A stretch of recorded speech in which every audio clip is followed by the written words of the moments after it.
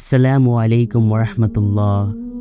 পাকিস্তানের রাফিয়া সিদ্দিকা আর ইরাকের ফাতেমার কথা সবাই জানলেও বাংলাদেশের রাফিয়া সিদ্দিকা আর ফাতেমারা হয়তো আমাদের নামে বিচার দিতে দিতে আল্লাহর জান্নাতে চলে গিয়েছেন।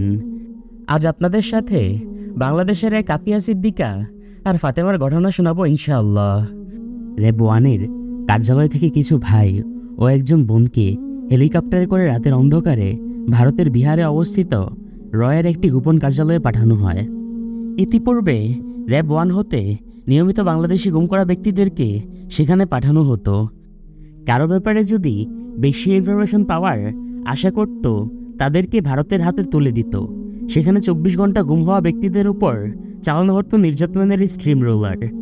আর যখন কোন নারীকে সেখানে পাঠানো হতো তাহলে ফার্স্ট টাইমে তারা গণধর্ষণ করত।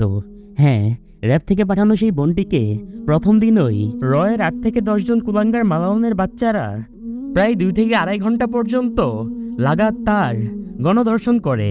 প্রথমে তার লজ্জাস্থান দিয়ে ধর্ষণ করে।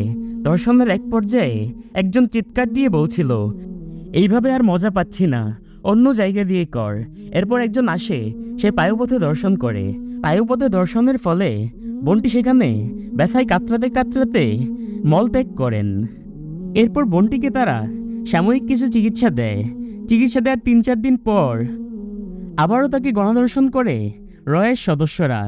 2 বার ধর্ষণে তার পুরো শরীর রক্তাক্ত হয়। পশুর মতন শরীরে কামড়িয়ে বীভৎসভাবে আহত করে সেই বোনটিকে। এরপর এক পর্যায়ে বোনটির লজ্জাস্থান দিয়ে প্রচুর রক্তক্ষরণ শুরু হয়। বোনটি সম্ভবত আলেমা ছিল বা হাফেজা ছিল। তিনি খুব ভালোভাবে আরবি এবং উর্দু বলতে পারতেন। তিনি ব্যথার যন্ত্রণায় কাতরাতে কাতরাতে চিৎকার করে বলছিলেন, কুমকুম ইয়া আখি ইয়া উখতি কাম তানামু আশ-শামসু ওয়াল কামারু লা ইয়ানামু। এর অর্থ হলো, হে আমার ভাই ও বোন, উঠো উঠো, আর কত ঘুমিয়ে থাকবে? ঘুম থেকে জাগ্রত হওয়ার সময় কি এখনো হয় নাই? আর কতদিন? সূর্য আর চাঁদের স্রষ্টা তো ঘুমান না, সূর্য আর চাঁদ তো কখনো ঘুমায় না। मेरे दुश्मन पे कि तूफान की सूरत में उचाएंगे। मेरे दुश्मन भला आखिर कहाँ तक भाग पाएंगे। বোনটিকে কিছুদিন পর সেখান থেকে নিয়ে যাওয়া হয়। সম্ভবত ফজরের পরে হবে। এরপর আর কখনো সেখানে খুঁজে পাইনি। বোনটি একবার বলেছিলেন তার স্বামী কাশিমপুর কারাগারে বন্দী আছেন। তখন নামটি জানার সুযোগ হয়নি, কিন্তু বোনটি বলেছিলেন তিনারা সিদ্দিকুর রহমান ওরফে বাংলা ভাইয়ের এলাকার বাসিন্দা। এরপর বেশ কিছুদিন গুম থাকার পর তারা আমাদের কয়েকজনকে দেশে পাঠিয়ে দিয়েছিল। এরপর কাশিমপুর কারাগারে যাওয়ার পর বিভিন্ন মিডিয়াতে পূর্বের অনেক নিউজ ও র্যাবের সাজানো অনেক জঙ্গি নাটক ঘেটেও আমরা সেই বোনের কোনো সন্ধান পাইনি।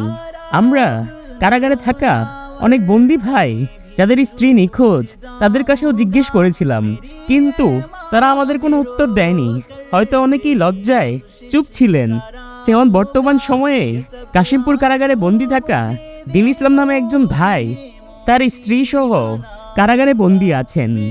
তার সামনেই তার স্ত্রীকে ধর্ষণ করে র্যাব, কিন্তু তিনিও ব্যক্তিগতভাবে চান না তার এই ঘটনা সামনে আসুক। আমরা যতদূর ধারণা করতে পারি, হয়তো বোনটিকে ভারতেই শহীদ করা হয়েছে।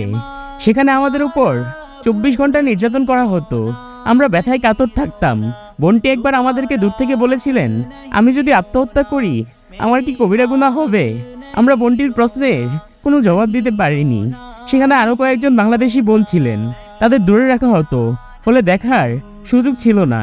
আর কখনো কথাও বলতে পারিনি। সেখানে আমরা নিয়মিত ধর্ষণের শব্দ পেতাম। আমাদের কিছু করার ছিল না। বোন, আমাদের মাফ করে দিয়েন। আমরা আপনার ভাই হয়েও আপনার ইজ্জত রক্ষা করতে পারিনি। এই র্যাব আমাদের পর্দানশীল নারীকে রয়ের হাতে তুলে দিয়ে গণধর্ষণ করায়।